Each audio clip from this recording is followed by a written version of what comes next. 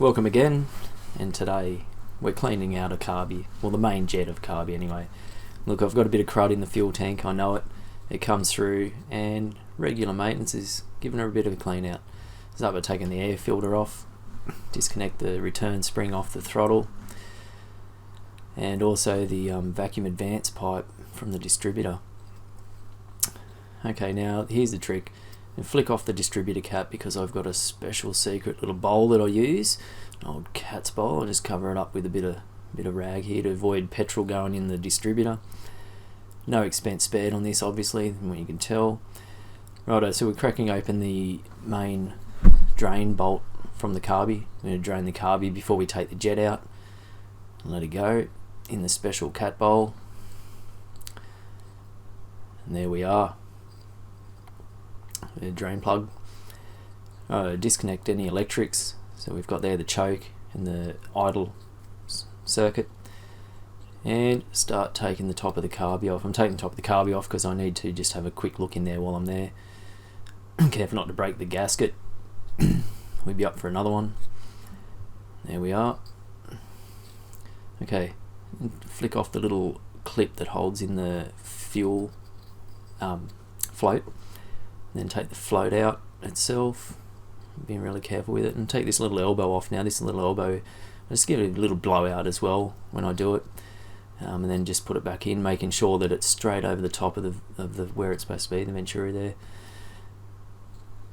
Right, this is the where the drain plug came from. It's where the jet is accessible from. A little screwdriver in there, flathead screwdriver, and you screw the main jet out.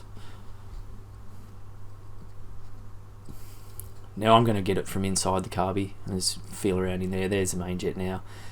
And what I'll try and show you is the hole that's going through the main jet. If you can have a look there, you can hardly see light through the end of it. It's really small if you can see it at all. It's really difficult. Bad camera work, sorry about that. There we go. You can just see the tiny bit of hole where the fuel's got to come through. It's not real big at all. It's clogged up. So what we're going to do is blow it out with either compressed air, and you should get a hole that looks like that. So you can see it's significantly larger, which is pretty handy.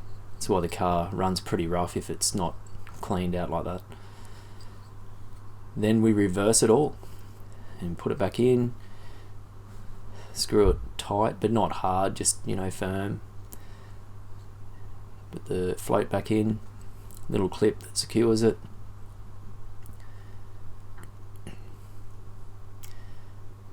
And the drain plug, good idea before you start it to put the drain plug in and land in tears otherwise. Gasket back on. And top of the carby. Now I know it's not a good idea to do this all the time. It happens with my car a little bit because I've got to clean the tank out and the lines, which will happen pretty soon. But in the meantime, this is just to keep it going. With the vacuum advance back on.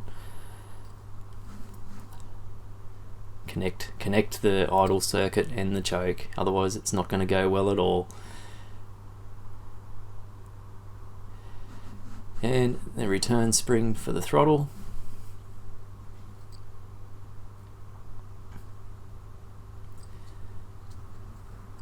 Right, I'm just putting the distributor cap back on now. And off she goes. Good as gold. For a little while anyway.